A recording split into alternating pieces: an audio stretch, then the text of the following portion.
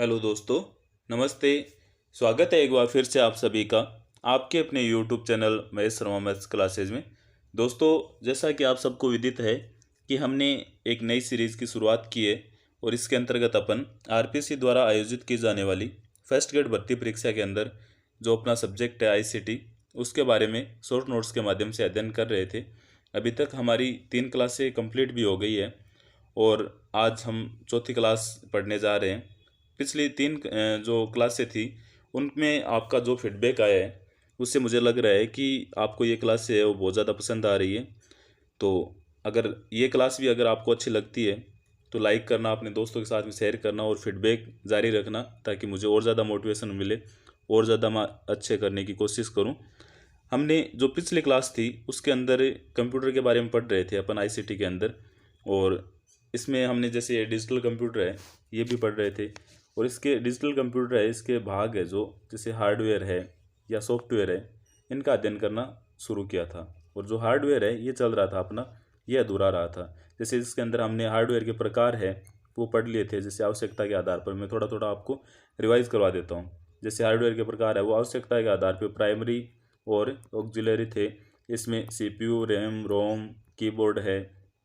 और जो सहायक हार्डवेयर है इसमें प्रिंटर है, स्कैनर है, स्पीकर है, माउस है, इन सब का अध्ययन किया था। अगर आपने ये क्लास नहीं देखी है तो पहले पिछली क्लास है वो ज़रूर देख लेना, ताकि ये अच्छे से समझ में आ जाए आज वाली। दूसरी, जैसे इसमें हार्डवेयर के प्रकार है मदरबोर्ड के आधार पे थे, तो इसमें पेरीफेरल थे, नॉन पेरीफेरल थे, इनका अध्ययन किया था। उसके अलावा अपने हार्डवेयर के प्रकार है वो कार्य के आधार पर भी देखे थे। इनपुट हार्डवेयर है, प्रोसेसिंग हार्डवेयर है, आउटपुट हार्डवेयर है और स्टोरेज हार्डवेयर है। इन सब का अपन ने जो पिछली क्लास थी उसमें अध्ययन किया था। उसके बाद में जैसे हमने प्रोसेसिंग हार्डवेयर है, इसके अंदर भी हमने सीपीयू देखा था। सीपीयू के भाग है जैसे एएलयू है, सीयू है, रजिस्टर है, इन सब का भी पिछले क्लास में हमने अध्ययन किया था। उसके बाद में जैसे रजिस्टर है, सीपीयू के कार्य है, ये सब भी हमने देख लिया है। आज हम जो अपना इस क्लास को आगे बढ़ाते हैं, इस टॉपिक को आगे बढ़ाते हैं, तो इसमें हम पढ़ने वाले हैं मेमोरी के बारे में। तो मेमोरी को बताने के लिए मैंने एक ये डायग्राम बनाया है। तो मेमोरी डायग्राम की इसके अकॉर्डिंग अपन पढ़ने वाले हैं इसमें कि ये है क्या मेमोरी डायग्राम। तो इसमें मेमोरी एक जगह है जहाँ डाटा को रखा जाता है। कि मेमोरी किसे कहते हैं, तो मेमोरी एक ऐसी जगह है जहाँ डाटा को स्टोरेज किया जाता है, डाटा को रखा जाता है, इसे मेमोरी कहते हैं। अब इसको मैंने बताया कि जैसे सीपीयू है, इसके अंतर्गत स्टोरेज किया जाता है मेमोरी का। तो इसमें जैसे ऊपर से नीचे की ओर चलते हैं तो सबसे टॉप पे है वो साइज में सबसे छोटी है, लेकिन है कैसी, सबसे तेज। और जैसे नीचे की ओर बढ़ते हैं ऐसे अपन, तो जो नीचे है वो साइज में सबसे बड़ी है, लेकिन है कैसी, धीमी। देखो, सबसे साइज में छोटी है वो रजिस्टर है, ये साइज में सबसे छोटी है लेकिन है क्या, सबसे फास्ट। उसके बाद जैसे ये कैश मेमोरी है, ये आती है, तो ये इसकी साइज़ थोड़ी सी बढ़ जाती है और स्पीड भी थोड़ी कम हो जाती है। उसके बाद में जैसे प्राइमरी मेमोरी आती है, जिसे हम शॉर्ट में पीएम बोलते हैं। ये भी 2 प्रकार की होती है, एक तो रोम और एक रैम। इनकी भी साइज़ में थोड़ी साइज़ इनकी बढ़ने लगती है और स्पीड है वो धीरे धीरे कम होने लग जाती है। उसके बाद में इसके आगे भी चलते हैं अपन, तो एसएम यानी सेकेंडरी मेमोरी है वो आती है। तो इसमें सेकेंडरी मेमोरी है, इसमें क्या आती है, तो एसडीडी है, सीडी है, डीवीडी है, पेन ड्राइव है, एसएसडी यानी मेमोरी कार्ड होते हैं ना, या एसडी कार्ड है, ये सब सेकेंडरी मेमोरी के अंदर आते हैं। अब क्वेश्चन कैसा पूछा जाता है इसके अंदर, तो इसमें क्वेश्चन ऐसे पूछ सकते हैं हमें कि जैसे प्राइमरी मेमोरी कौन कौन सी है, तो रैम और रोम है वो प्राइमरी मेमोरी हो गई। सेकेंडरी मेमोरी कौन सी है, तो जैसे SDD, CD, DVD, pen drive, SSD, SD card, ये सब ऑप्शन में आ सकते हैं। इनमें से एक नहीं आए तो ऐसे भी अपन से छंटनी करवा सकते हैं। तो ऐसे क्वेश्चन पूछे जाते हैं इससे। इसके बाद में अपन आगे बढ़ते हैं इसमें कि रैम है, तो रैम है क्या। तो सबसे पहले तो हमें ये पता होना चाहिए कि रैम की फुल फॉर्म क्या होती है। तो रैम यानी रैंडम एक्सेस मेमोरी। इसके नाम से स्पष्ट है ये कि रैंडम एक्सेस मेमोरी यानी अस्थायी, या ये अस्थायी है, जिसे हम वोलेटाइल भी बोल सकते हैं। और इसे क्या बोलते हैं, तो रीड राइट मेमोरी भी कहते हैं। जैसे पढ़ो लिखो ऐसी मेमोरी है ये भी 2 प्रकार की होती है। तो कैसे, कौन कौन सी होती है, तो एक तो होती है एस रैम, एस यानी स्टैटिक, और दूसरी कौन कौन सी होती है, डी रैम यानी डायनेमिक रैम। ये इसके 2 प्रकार है। अब एस रैम है, ये क्या होती है, तो इसमें डाटा है वो लंबे समय तक रहता है। तो डी रैम में क्या होगा, डाटा कम समय तक रहेगा। एस रैम है वो क्या है, ताज़ा दर है इसकी, रिफ्रेश रेट है वो कम होती है। क्यों, क्योंकि इसमें डाटा है वो क्या रहता है, लंबे समय तक। और डी रैम की ताज़ा दर क्या होती है, रिफ्रेश रेट क्या होती है, अधिक होती है। अब एस रैम है, इसमें डाटा अगर लंबे समय तक रहता है तो ये कैसी है, फास्ट है। तो जो डी रैम है वो कैसी है, धीमी है। उसके बाद में इसमें कैश मेमोरी के रूप में काम में लेते हैं इसे। और जो डी रैम है इसको कैसे लेते हैं, DDR5, यानी नवीनतम डी रैम है जिसका नाम है DDR5। और DDR की फुल फॉर्म क्या है, तो डबल डाटा रेट। पूछ भी सकते हैं, एक बार पहले पूछा हुआ भी है DDR5 के बारे में। ये रिफ्रेश रेट की बात कर रहे थे अपन, जैसे यहाँ मैंने आपको बताया कि रिफ्रेश रेट है वो एस रैम की कम होती है, डी रैम की ज़्यादा होती है। तो आखिर ये रिफ्रेश रेट है क्या, ताज़ा दर है, ये है क्या? तो ये डाटा डालने की दर होती है कि जैसे पर सेकंड कितना डाटा डाल सकते हैं, ये डाटा डालने की दर क्या कहलाती है, रिफ्रेश रेट कहलाती है। उसके बाद में जैसे अपन देखें रैम के बाद में आता है रोम। रोम की फुल फॉर्म क्या होगी, तो रीड ओनली मेमोरी। इसे और क्या कहते हैं, तो ये स्थायी है। स्थायी का मतलब क्या होगा, नॉन वोलेटाइल। जो रैम है वो कैसी है, अस्थायी, वोलेटाइल है। और ये कैसी है, स्थायी या नॉन वोलेटाइल। उसके बाद में ये ऑपरेशन सिस्टम यानी OS एक सॉफ्टवेयर है जो कंप्यूटर के सभी हार्डवेयर को चलाता है। ये क्या है, एक ऐसा ऑपरेशन सिस्टम है, एक सॉफ्टवेयर है जो कंप्यूटर के सभी हार्डवेयर को चलाता है। बूटिंग, एक आपने बहुत बार सुना भी होगा बूटिंग के बारे में, बूटिंग वर्ड सुना भी होगा, इम्पोर्टेंट भी है। ये है क्या, तो ये ऑपरेशन सिस्टम है, उसका SSD से रैम में जाना क्या कहलाता है, बूटिंग कहलाता है। उसके बाद में बूटस्ट्रैप लोडर है, ये भी एक क्या है, बूटिंग निर्देश है। कौन सा, बूटस्ट्रैप लोडर। क्वेश्चन कैसे पूछ सकते हैं कि बूटस्ट्रैप लोडर क्या है। अब उसमें हमें ये बोल दे कि ये रैम है, या जैसे ये सॉफ्टवेयर है, हार्डवेयर है, या बूटिंग निर्देश है, तो ये है क्या, बूटिंग निर्देश है। अब रोम को स्टार्टअप मेमोरी भी कहते हैं। दूसरा नाम क्या है इसका, उपनाम क्या है, स्टार्टअप मेमोरी। अगर हमें ये पूछ ले कि स्टार्टअप मेमोरी कौन सी मेमोरी कहते हैं, रैम को, रोम को, तो किसको कहते हैं, रोम को। रोम में BIOS यानी बेसिक इनपुट आउटपुट सिस्टम होता है। क्या होता है, बेसिक इनपुट आउटपुट सिस्टम, जिसे शॉर्ट में हम BIOS बोलते हैं। अच्छा, BIOS के अंदर है क्या, तो एक तो पोस्ट यानी पावर ऑन सेल्फ टेक्स्ट। उसके अलावा बूटस्ट्रैप लोडर होता है, डेट एंड टाइम का ऑप्शन होता है, और क्या होता है, पासवर्ड का। ये सब किस में आते हैं, रैम में जो BIOS सॉफ्टवेयर है उसके अंदर पाए जाते हैं। उसके बाद में जैसे अपन आगे बढ़े इसमें, तो हम देखते हैं कि बूटिंग है, इसके कितने प्रकार होते हैं। तो बूटिंग के दो प्रकार होते हैं, एक तो होती है कोल्ड बूटिंग और एक होती है वार्म बूटिंग, या जिसे हम हॉट बूटिंग भी बोलते हैं। कोल्ड बूटिंग है, ये क्या होती है, तो पावर बटन से ऑन करना ही क्या कहलाता है, कोल्ड बूटिंग कहलाती है। और ये है कैसी, बेस्ट है, और क्या है, पोस्ट चलता है पोस्ट। और जो वार्म बूटिंग है ये क्या है, तो चलते हुए कंप्यूटर को कमांड से ऑन करना ही क्या कहलाता है, वार्म बूटिंग कहलाती है। ये करते कैसे है, वार्म बूटिंग है वो कैसे करते हैं, तो control plus alt plus del या अल्ट प्लस F4 अगर दबाते हैं तो क्या होता है, वार्म बूटिंग हो जाती है। ये बहुत ही बेकार है, इसको करना भी नहीं चाहिए। और क्या होता है इसमें, पोस्ट नहीं चलता है। तो अच्छी कौन सी है, कोल्ड बूटिंग। तो करनी कौन सी चाहिए, कोल्ड बूटिंग। होती कैसे है ये, तो पावर बटन से ऑन करते हैं तो कौन सी होती है, कोल्ड बूटिंग होती है। इसमें क्वेश्चन कैसा पूछते हैं हमें, तो क्वेश्चन सिर्फ ऐसे ही पूछते हैं कि अच्छी बूटिंग कौन सी है, तो कोल्ड बूटिंग है, या सबसे खराब कौन से है, तो वार्म बूटिंग है, या बूटिंग के प्रकार कौन कौन से है, तो कोल्ड और वार्म बूटिंग है। उसके बाद में जैसे अपन आगे बढ़े इसमें कि रोम के प्रकार, तो रोम के प्रकार कौन कौन से होते हैं, तो एक तो है एम रोम, एम यानी मास्क, और रोम का तो मैंने आपको बताया था रीड ओनली मेमोरी। तो ये एम रोम होती है, ये किन में होती है, जैसे बच्चों के खिलौने होते हैं ना, टॉयज, इनमें कौन सी होती है, एम रोम होती है। जो भी इलेक्ट्रॉनिक्स खिलौने आते हैं ना बच्चों के लिए, उनमें। उसके बाद में 2 नंबर पे आती है पी रोम। इसे क्या बोलते हैं, तो प्रोग्रामेबल, ये किस में होती है, कंप्यूटर में। कौन सी, पी रोम।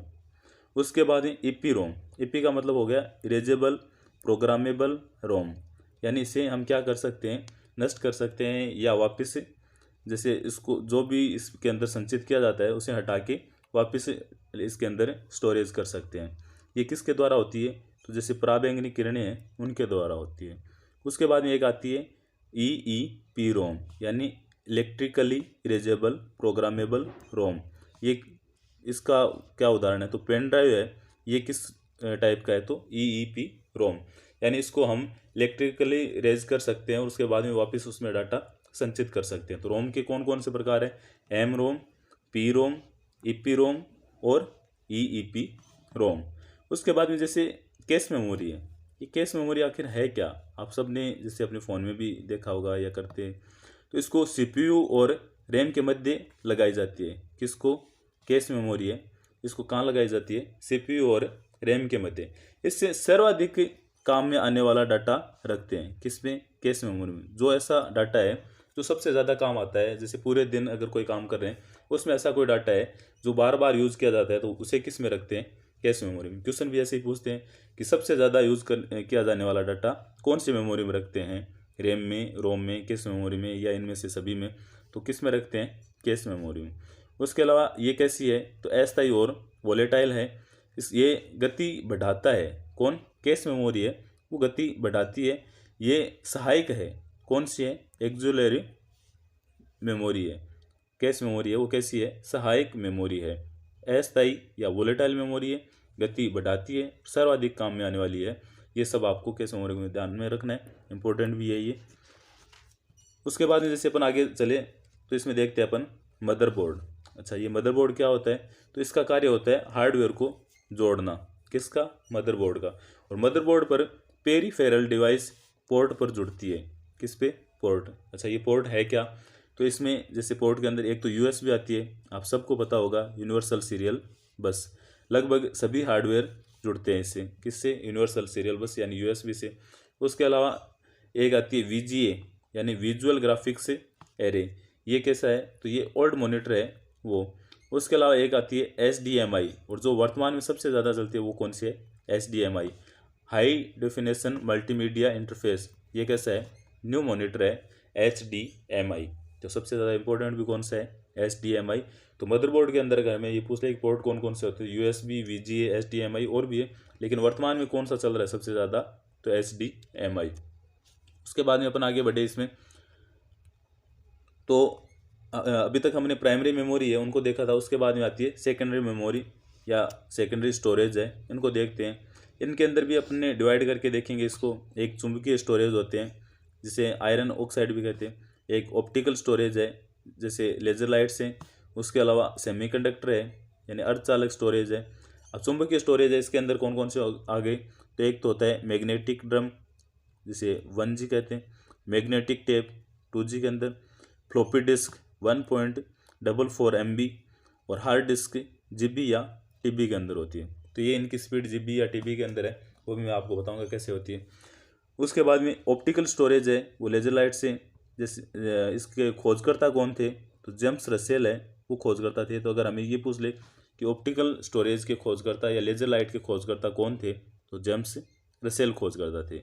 उसके बाद CD यानी कॉम्पैक्ट डिस्क है ये, और इसमें स्टोरेज कितना होता है? तो 650 से 700 MB का स्टोरेज होता है। व्यास क्या होता है? जो ये CD होती है आपने देखी भी होगी, जैसे पुराने टाइम में DVD के अंदर CD डाल के पिक्चर्स वगैरह देखी जाती थी। तो ये CD थी, उसका व्यास कितना था? तो 12 सेंटीमीटर व्यास होता था इसका, और 12 सेंटीमीटर यानी 120 मिलीमीटर। और अगर हमें त्रिज्या पूछ ले तो इसका आधा कर दो यानी 6 सेंटीमीटर। और चमक किसकी होती थी इसमें? एल्यूमिनियम की वजह से इसमें चमक होती थी। आप सब ने CD देखी भी होगी, बहुत ज़्यादा चमकीली होती थी। तो वो चमक का रीज़न क्या था? तो एल्यूमिनियम। उसके बाद में DVD की फुल फॉर्म क्या होती है? Digital versatile disc. इसका स्टोरेज कितना होता है? 4.7 GB। BRD इसे बोलते हैं ब्लू रे डिस्क, इसका स्टोरेज होता था 25 से 50 GB। और HVD यानी होलोग्राफिक वर्सेटाइल डिस्क, इसका स्टोरेज TB के अंदर है। उसके बाद अपन देखते हैं सेमीकंडक्टर, ये अर्धचालक स्टोरेज। इसके अंदर टेक्नोलॉजी कौन सी है? तो CMOS की फुल फॉर्म क्या होगी? Complementary metal oxide semiconductor. पूछ भी सकते हैं हमें फुल फॉर्म में, बार बार सबकी बता रहा हूँ, सबकी लिखी हुई है। मैं इसलिए बता रहा हूँ क्योंकि किसी की भी पूछ सकते हैं। इसके अंदर ICT के अंदर सबसे ज़्यादा इन पे जोर दिया जाता है। SSD यानी solid state drive. Pen drive कौन सा? फ्लैश ड्राइव है। SD कार्ड यानी मेमोरी कार्ड है वो। और सिक्योर डिजिटल कार्ड, ये सब किसके अंदर आते हैं? सेमीकंडक्टर के अंदर आते हैं। उसके बाद में अपन अगर आगे बढ़े, इसमें CD के प्रकार देखें। CD के कौन कौन से प्रकार होते हैं? तो एक तो जैसे CD रोम है, इसमें क्या करते हैं कि इसमें डाटा कंपनी से आता है तथा यूजर क्या करता है, बार बार सिर्फ रीड कर सकता है। किसमें? CD रोम में। अगर क्वेश्चन ऐसे पूछ ले कि ऐसी कौन सी रोम है जिसके अंदर डाटा है वो कंपनी से आता है या यूजर है वो सिर्फ रीड कर सकता है बार बार, तो कौन सी है? CD रोम। उसके बाद में एक आती है CDR। इस आर का मतलब क्या है? रिकॉर्डेबल, यानी ये खाली आती है और इसमें क्या करता है, यूजर है वो राइट भी कर सकता है और रीड भी कर सकता है। जैसे पहले ऐसी सीडियाँ खूब चलती थी जिनमें कुछ सीडी ऐसी आती थी जो पीछे से रिकॉर्ड की हुई आती थी, यानी उसमें डाटा डाला हुआ आता था, तो वो सस्ती आती थी। उसके अलावा कुछ ऐसी आती थी जो रिकॉर्डेबल होती थी, यानी जैसे कोई मूवी है उसमें डलवा ली, उसके बाद में जैसे वापस वो मूवी देख ली तो वापस उनके पास में जाते सीडी वालों के पास में, और वो क्या करते थे, उसे हटा के वापस कर दें। उसके बाद जैसे या जैसे अभी मेमोरी कार्ड है तो सेम ऐसी। उसके बाद CDRW यानी रीराइटेबल, यानी यूज़र बार बार इसमें राइट कर सकता है। तो अगर CD के प्रकार हमें पूछ ले कौन कौन से हैं, तो CD रोम जिसमें डाटा कंपनी की ओर से आता है, सिर्फ यूज़र है वो बार बार रीड कर सकता है। CDR इसमें ये रिकॉर्डेबल होती थी, यानी ये खाली आती थी कंपनी की ओर से। और CDRW है, ये क्या है? रीराइटेबल है, यानी बार बार इसमें राइट कर सकते हैं यूज़र। उसके बाद में जैसे अपना अगर इसमें आगे बढ़े तो कंप्यूटर की लाइट्स के बारे में देखें। एक आती है लेज़र लाइट्स। लेज़र लाइट कौन सी होती है या किस में होती है? तो लेज़र प्रिंटर, या इसके यूज़ क्या है? तो लेज़र प्रिंटर ऑप्टिकल स्टोरेज के लिए, लाइट पेन में। LED तो माउस है, वो LED माउस आते हैं। LED मॉनिटर है और लाइट इमिटिंग डायोड है, ये सब किसके? LED। उसके बाद में कोल्ड कैथोड फ्लोरेसेंट लाइट है, ये किस में? तो स्कैनर्स में है, फोटोकॉपी मशीन है, इन सब में जो लाइट होती है वो कौन सी होती है? तो कोल्ड कैथोड फ्लोरोसेंट लाइट। और कौन कौन सी है? तो लेज़र लाइट है, LED है, कोल्ड कैथोड फ्लोरोसेंट लाइट। उसके बाद डाटा की इकाई या मेमोरी की इकाई देखें हम कि कौन कौन सी होती है। तो सबसे छोटी इकाई है वो कौन सी होती है? बिट, जिसे हम B से डिनोट करते हैं, या बाइनरी डिजिट, यानी ये सिंगल 0 या 1 से। उसके बाद में आती है निब्बल। निब्बल में कितने होते हैं? 4 बिट्स। जैसे जैसे नीचे की ओर बढ़ते जाएं तो ये क्या होती जाएगी? बढ़ती जाएगी। डाटा की इकाइयाँ हैं वो बड़ी होती जाएगी। निब्बल के बाद में निब्बल से बड़ी कौन सी है? बाइट। बाइट में एक बाइट में कितने होते हैं? 2 निब्बल। और 2 निब्बल यानी एक निब्बल में 4 बिट्स, तो 2 निब्बल में कितने हो गए? 8 बिट्स। ऐसे जो बिट है उससे बड़ी कौन सी होगी? KB। एक KB में कितने होंगे? 1024 इसमें बिट होते हैं, या इसे हम 2 की घात 10 बिट लिख सकते हैं। और एक जो KB है उसके बाद में उससे बड़ी इकाई कौन सी है? MB। और एक MB में कितने होते हैं? 2 की पावर 10 KB। ठीक है। ऐसे अपन अगर आगे बढ़े तो GB में क्या है? 2 की पावर 10 MB। TB में क्या है? तो 2 की पावर 10 GB। PB उसके बाद में इसमें कितने आए? तो 2 की पावर 10 TB। PB को क्या बोलते हैं? पेटाबाइट। ऐसे T को बोलते हैं टेराबाइट। उसके बाद में आती है EB में है 2 की पावर 10 पेटाबाइट, और इस को क्या बोलेंगे अपन? एक्सा। उसके बाद में आती है जैसे EB है, इससे बड़ी एक्साबाइट है, उससे बड़ी आती है ZB, और ZB को बोलते हैं जेटाबाइट। तो ZB में कितने आते हैं? 2 की पावर 10 से एक्साबाइट। उसके बाद में आती है YB में आते हैं 2 की पावर 10 ZB, यानी YB का मतलब होता है योटा। उसके बाद में BB, इसमें कितने आते हैं? 2 की पावर 10 YB, और इस B का मतलब क्या है? तो ब्रोंटो बाइट। और उसके बाद में सबसे बड़ी है वो कौन सी है? जोब बाइट, और इसमें कितने आते हैं? 2 की पावर 10 ब्रोंटो बाइट। ये सब इनकी इकाइयाँ थी, बढ़ते क्रम में इकाई थी, तो इनको भी ध्यान में रखना है। चेंज के बारे में पूछे तो भी वैसे भी बता सकते हैं अपन। और उसके बाद में इसमें अगर देखें अपन, ये चेंज के 2 मैंने क्वेश्चन भी दिखाया कि जैसे 2 TB है, ये कितनी KB होगी? तो 2 गुणा 2 की घात कितनी होगी? तो 2 की घात 30, क्योंकि TB की बात करें तो TB से पहले MB और उसके बाद में KB ऐसे चेंज करेंगे। उसके बाद में जैसे ये मैंने यहाँ कर भी रखा है कि 2 TB को किस में बदलेंगे? GB में। GB को किस में बदलेंगे? MB में। और MB को किस में बदलेंगे? KB में। तो 2 की पावर 10 यहाँ हो गई, 10 यहाँ हो गई, 10 यहाँ हो गई, तो कितनी हो गई? 30, और 2 गुणा में यहाँ दे रखा है। उसके बाद में जैसे यहाँ है कि 8 TB है, इसको किस में बदलना है? B, यानी बाइट के अंदर। तो 8 TB है, TB को सबसे पहले GB में, फिर MB में, MB के बाद में KB में, और उसके बाद में बाइट में। तो देखो 10 तो यहाँ हो गया, 10 यहाँ है, 10 यहाँ है, 10 यहाँ है, तो ये कितनी हो गई? 40 हो गई, 2 की पावर 40। और यहाँ 8 दिखा रखा है, 8 का मतलब क्या हो गया? 2 की पावर 3। तो 2 की पावर 3 ये हो गई। अब अगर गुणा में होते हैं तो घातें जुड़ती है, तो 3 + 40 कितने हो जाएंगे? 43। तो ये इससे संबंधित मैंने क्वेश्चन भी करवा दिया, अगर ऐसा क्वेश्चन भी आ जाए तो वो भी कर सकते हैं। इसमें थोड़ी मैथमेटिक्स टाइप की क्लास थी, तो हो सकता है आपको बोरिंग लगी होगी। अगर अच्छा लगा है या बुरी लगी है, जैसे भी लगी है, तो आप कमेंट करके फीडबैक ज़रूर देना। अच्छी लगी है तो लाइक करना, अपने दोस्तों के साथ में शेयर करना, और अगर चैनल को अभी तक सब्सक्राइब नहीं किया है तो ज़रूर कर लेना। और साथ में आप सबको पता भी होगा कि साइंस की भी क्लासेस चल रही है, तो उनको भी प्लेलिस्ट में जाके ज़रूर देखना और उन फीडबैक देके बताना वो कैसी है। और एजुकेशनल मैनेजमेंट की कंप्लीट भी हो गई है, तो अगर अभी तक वो नहीं देखे तो ज़रूर देख लेना, क्योंकि वो भी शॉर्ट नोट्स के माध्यम से ही करवाई हुई है, तो उसमें भी आपका टाइम की बचत होगी और सिलेक्शन में योगदान देगा। मिलते हैं अगली क्लास में, तब तक के लिए थैंक यू।